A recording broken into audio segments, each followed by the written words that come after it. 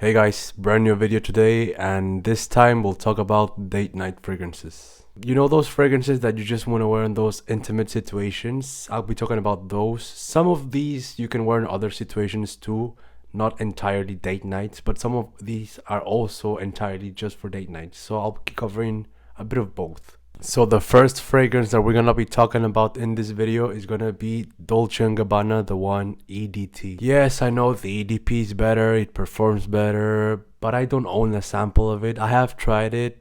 They're pretty similar, so you can go with either one. But let's talk about the EDT, because I still think it's kind of a good fragrance.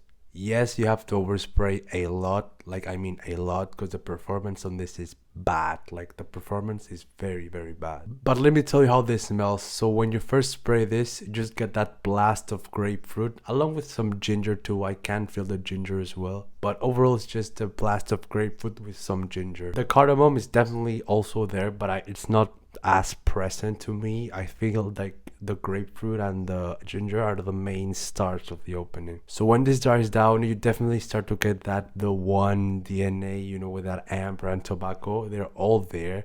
But this one, the EDT, I feel it's a bit lighter than the EDP. The EDP is much more darker. Still, this is mainly for date nights. I can't really see another situation to wear this. Maybe as a winter fragrance, a really subtle one.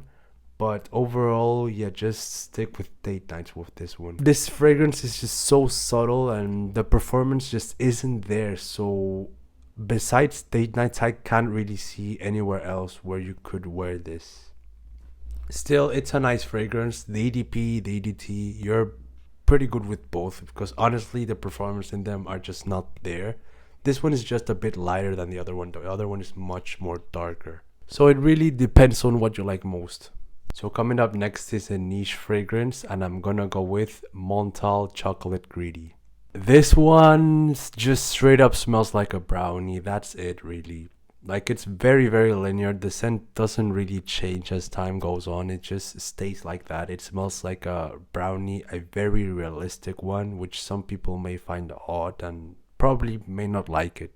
But yeah, besides it being very, very realistic, like the smell of this is crazy realistic. You just imagine a brownie or sometimes cookies if you want.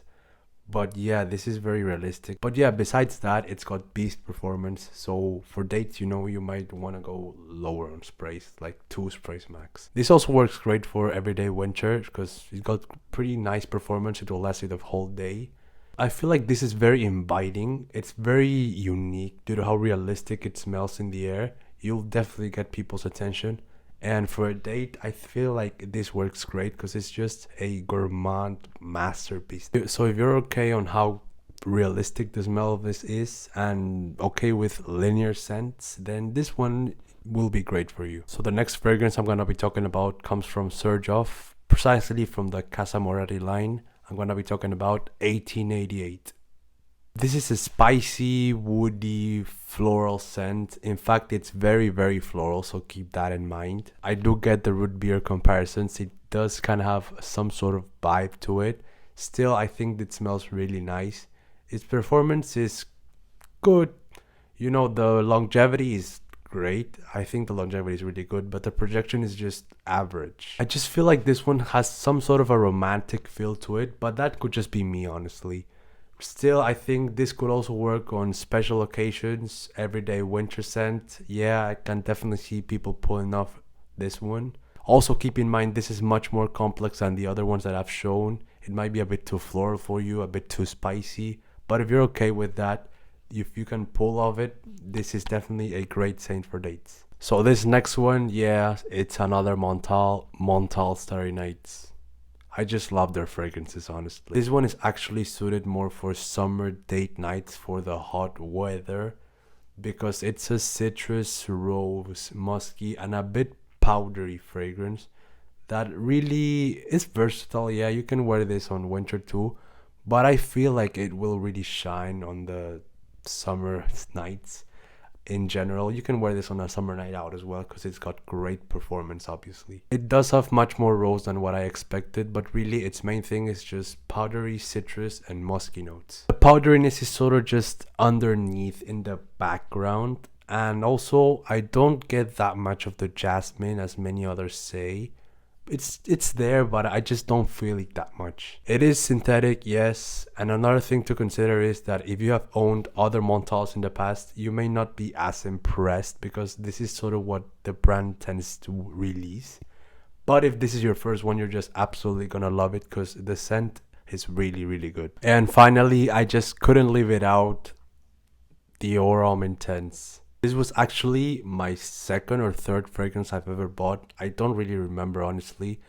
But even back then when I didn't know that much of fragrances, what instantly got me is how good this smelled. I just knew this was a hit and I just had to buy it. You first spray this is when you get that pear and along with some iris in underneath. But when it dries down is when that iris really comes out and that lipsticky smell really starts to show itself, if you want to say it like that. But after some time also the woody notes come out, and some may associate this smell with a chocolate vibe, which I kind of get, but I don't really associate it like that honestly. But yeah, some people associate the dry down with a chocolate vibe. Keep in mind that you have to really like iris to like this one, because iris is present throughout the whole wear. It just gets stronger and stronger and just never disappears. So keep in mind that, because if you don't like iris, I don't think you'll like this one. It's rich, powdery, earthy, just a fragrance that's great for date nights, but also great for formal events. I can definitely see myself wearing this fragrance on a suit. This is just perfect for those situations. Keep in mind also, performance is nothing special, so don't be afraid to overspray it a little bit. So yeah guys, those were 5 fragrances that are great for date nights and possibly for other situations too. That's the video for today. Please like, comment and subscribe because there's much more content coming up.